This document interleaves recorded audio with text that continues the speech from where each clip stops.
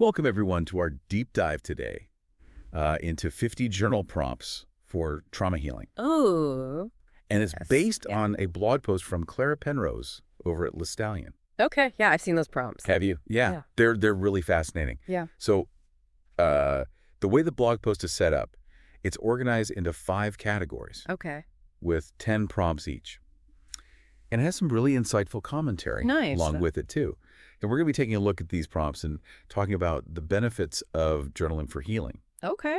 And just offering kind of like a safe space for reflection and growth during this deep dive. Yeah, that sounds really valuable. I think, journaling can be such a powerful tool for processing and healing from trauma. Absolutely. And having these prompts as kind of like a starting point can be really helpful, especially if you're not sure where to begin. For sure. For sure. Mm. So let's dive into the first category, which is recognizing and processing emotions. And one prompt that really stood out to me was, what's one emotion you feel most often when thinking about your past experiences? Mm. I think that's a really powerful question to start with because it gets us right into the heart of those feelings that might be lingering. Yeah, that's a great one. It's so simple, but it can really bring up a lot.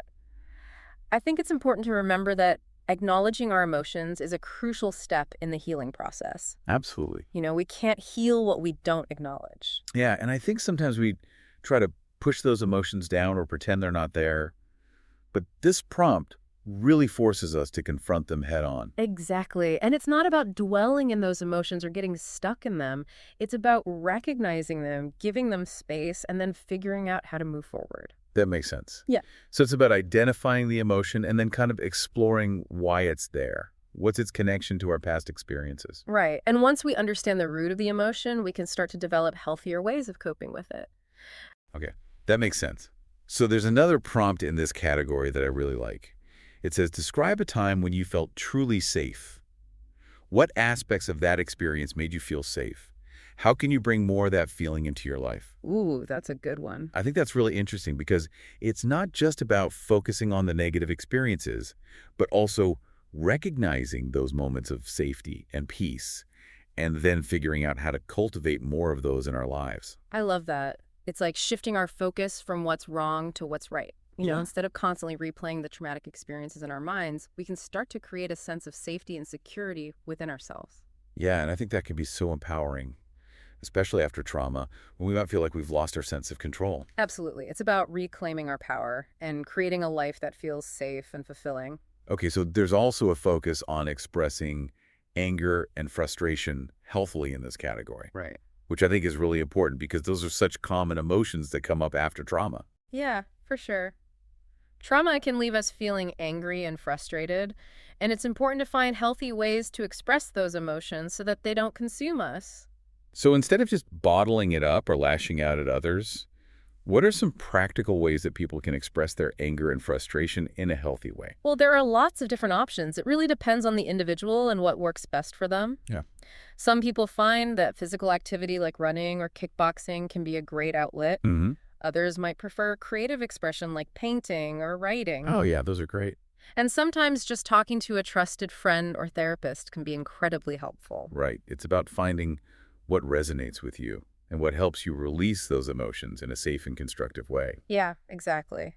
And it's important to be patient with ourselves. It takes time to learn new ways of coping with difficult emotions. Yeah, But it's definitely possible. for sure. For sure.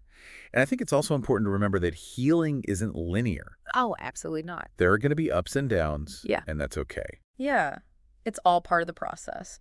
And sometimes we might find ourselves falling back into old patterns of behavior. But the key is to keep practicing those healthy coping mechanisms and to be kind to ourselves along the way. So true. So true. Well, I think this is a great place to pause for today. Okay. We've covered a lot of ground in this first category, and I'm already feeling the power of these prompts. Me too. They're really thought-provoking. Yeah, they are. So we'll continue our deep dive into the remaining 4 categories in our next episode. Sounds good. So be sure to join us then for more insightful discussion and exploration of these journal prompts for trauma healing. Can't wait. I can't wait either. I'm looking forward to it. Yeah, me too. When we were talking about self-compassion earlier, Yeah. it's like it paves the way for the next category, which is understanding triggers and boundaries. That does, doesn't it? You can't really set good boundaries Right. if you're always beating yourself up, right? Yeah, that's so true. It's like self-compassion gives us the foundation to recognize our worth and to know that we deserve to have those boundaries in place. Exactly. And especially after experiencing trauma where boundaries might have been completely crossed, Yeah. it's crucial to rebuild those defenses. Yeah, sure, for sure. So one prompt that really stood out to me in this category was, what is one thing that often triggers difficult emotions for you? Oh, yeah, that's a good one. I think it's really common to try to avoid or ignore our triggers. It is, isn't it? Yeah. But this prompt encourages us to face them head on, to really understand what sets us off and why. Yeah, it's like instead of running away from those triggers, we need to turn around and face them Mm-hmm. so that we can start to understand their power and how they're impacting us. Right. And there's another prompt that asks us to reflect on a recent situation where we felt triggered and to think about how we reacted and what we could do differently next time. Oh, yeah, that's a good one. It's about learning from those experiences and developing healthier coping mechanisms. Exactly. And it's also about being kind to ourselves when we do get triggered. It's not about being perfect, it's about progress. Absolutely. We're all human. We're all going to make mistakes and have those moments where we feel overwhelmed. But it's about how we respond to those moments. Right. And I think self-compassion plays a huge role in that. Oh, for sure. It's about treating ourselves with the same kindness and understanding that we would offer to a friend. Mm-hmm. And remembering that we're doing the best we can with what we have. Speaking of triggers, Mm-hmm. I remember a time when I was in a really crowded store and the music was super loud, Okay. and I just felt this wave of anxiety wash over me. Oh, wow. It was like I was right back in this traumatic experience from my past. Yeah, it's amazing how powerful those sensory triggers can be. It is, isn't it? It was a real wake-up call for me to start paying attention to my triggers and figuring out how to manage them. That makes sense. It's not about preventing triggers altogether, because that's often impossible. Right. It's about learning to navigate them in a way that feels safe and empowering. And I think this category also emphasizes the importance of setting boundaries, Yes. which can be really tough, especially after trauma. It can be. But it's so important for our healing. It is. It's about protecting our energy and our well-being. Exactly. And there's a prompt that asks us to describe a boundary that we've set that helps us feel safe, and to think about why it's important and how it protects our peace. I love that. Yeah. It's about recognizing that we have the right to set boundaries and to say no to things that don't feel good for us. Mm-hmm. And that it's okay to prioritize our own needs. Exactly. Yeah. And I think a lot of times after trauma, we might feel guilty about setting boundaries. Yeah. Like we're being selfish or letting people down. Right. But it's actually the opposite. When we set boundaries, we're taking care of ourselves so that we can show up more fully for others. That's a great way to put it. Yeah. And there's another prompt in this section that's all about communicating our needs clearly to others. Yes. That's a big one. We can't expect people to respect our boundaries if we don't communicate them clearly. Right? It's about being assertive and advocating for ourselves. Exactly. And it's a skill that takes practice, but it's so worth it. Absolutely. So this category also encourages us to think about places where we feel safe and at ease. Oh, yeah. That's important. Everyone needs a place where they can recharge and feel grounded. For sure. Yeah. There's a prompt that asks us to describe a place where we feel most at ease and to think about how we can bring more of that feeling into our lives. I love that. It's like creating a sanctuary for ourselves. Right. Whether it's a physical space or a mental state. Yeah, it's about finding those things that bring us peace and comfort and making them a priority in our lives. Exactly. And it's different for everyone. For some people, it might be spending time in nature. Mhm. For others, it might be listening to music or reading a book. Oh, yeah, I love that. It's Oh. about finding what works for you and what helps you feel grounded and centered. Right. And I think this ties in nicely with the next category, which is reflecting on growth and resilience. Oh, it does, doesn't it? It's like once we've created that sense of safety and security within ourselves, we can start to focus on our growth and how far we've come. Exactly. And this category is all about celebrating our strengths and acknowledging the challenges we've overcome. Yeah, and I think it's so important to focus on those positive aspects, especially after trauma. Oh, for sure. Trauma can make us feel broken and defeated. But this category reminds us that we're so much stronger than we think.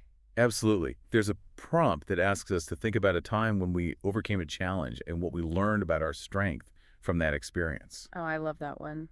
It's so empowering to look back on those moments and realize how far we've come. Yeah, and it's also a reminder that we have the inner resources to face whatever challenges come our way. Right. We've already proven that to ourselves time and time again. For sure, for sure. So another prompt in this section asks us to think about a personal accomplishment that made us feel resilient Okay. and to reflect on why resilience is essential to our healing journey. I think resilience is like a muscle that gets stronger with each challenge we overcome. Oh, that's a great analogy. It's like each time we face a setback, we learn something new about ourselves and we build up our capacity to bounce back. Exactly. And it's not about being invincible or never feeling pain. It's about having the inner strength to keep going even when things are tough. Yeah. And I think self-compassion plays a huge role in building resilience. Absolutely. We need to be kind to ourselves when we're struggling and remember that it's okay to ask for help. So true. So true. This category also talks about the importance of gratitude for fostering hope. Yes, gratitude is such a powerful tool for healing. It helps us shift our focus from what's wrong to what's right. And it reminds us of all the good things in our lives, even when we're going through a difficult time. There's a prompt that asks us to think about a time when we felt deeply grateful and to reflect on what gratitude brings to our lives and how it supports our healing. I think gratitude is like a muscle that we can strengthen with practice. Oh, absolutely. The more we focus on the things we're grateful for, the more we'll notice them. And the more we'll feel that sense of hope and optimism. Exactly. Yeah, And that can make a huge difference in our healing journey. for sure. For sure. Well, this category is a beautiful reminder that healing is not just about processing the past. Right. It's also about embracing the present moment and cultivating hope for the future. I love that. It's about creating a life that feels meaningful and fulfilling even after trauma. Yeah. Yeah, it really does feel like a shift from, just surviving to actually thriving. Yeah. And, we've talked about so many powerful prompts in these last two parts. For sure. What would you say is like the biggest takeaway you want listeners to remember? Ooh, that's a good question. I think for me, it's the emphasis on self-discovery. Okay. That healing isn't about, finding this one-size-fits-all solution. Right. It's about really going inward and figuring out what works for you. Yeah, and I think that's what makes these prompts so valuable. They're not Mhm. telling you what to do. They're guiding you to find your own answers, Exactly, and they're encouraging you to connect with your own inner wisdom and resilience. which is something we all have. We do. It's just sometimes buried under layers of trauma and pain.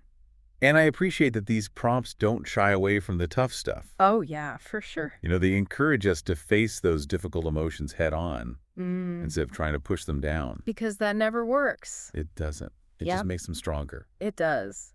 And it can actually be really harmful in the long run. Yeah, it's like we're trying to outrun our own shadows. Exactly. But the truth is we can't heal what we don't acknowledge. So true. So it's about creating that safe space within ourselves Yeah.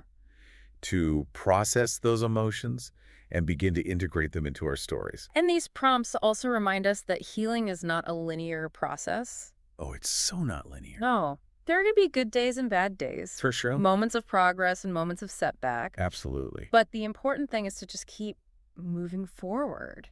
Yeah, one step at a time. Exactly. And to remember that we're not alone in this. That's huge. Yeah, there's so much support available. There is. Whether it's from a therapist, a support group, or even just a trusted friend or family member. And I think sometimes just knowing that we're not alone can make all the difference. It can. It can give us the strength to keep going when we feel like giving up. So before we wrap up, is there a final thought or prompt you'd like to leave our listeners with? Ooh, let me think I know. Something to kind of ponder as they continue on their journaling journey. How about this? Imagine you could write a letter to your future self. The you that's fully healed and thriving. What would you say? Oh, that's beautiful. I love that. It's like sending a message of hope and encouragement to that future version of ourselves. Yeah, and it can also be a powerful way to connect with our own inner strength and resilience. Absolutely. Well, I think that's a perfect note to end on. I agree. To all our listeners out there, we encourage you to explore these journal prompts further Yeah. and to really embrace journaling as a tool for self-discovery and healing. Yes, and remember, you are not alone. Healing is possible. And there is support available every step of the way. Thanks for joining us on this deep dive. It's been a pleasure. Take care, everyone.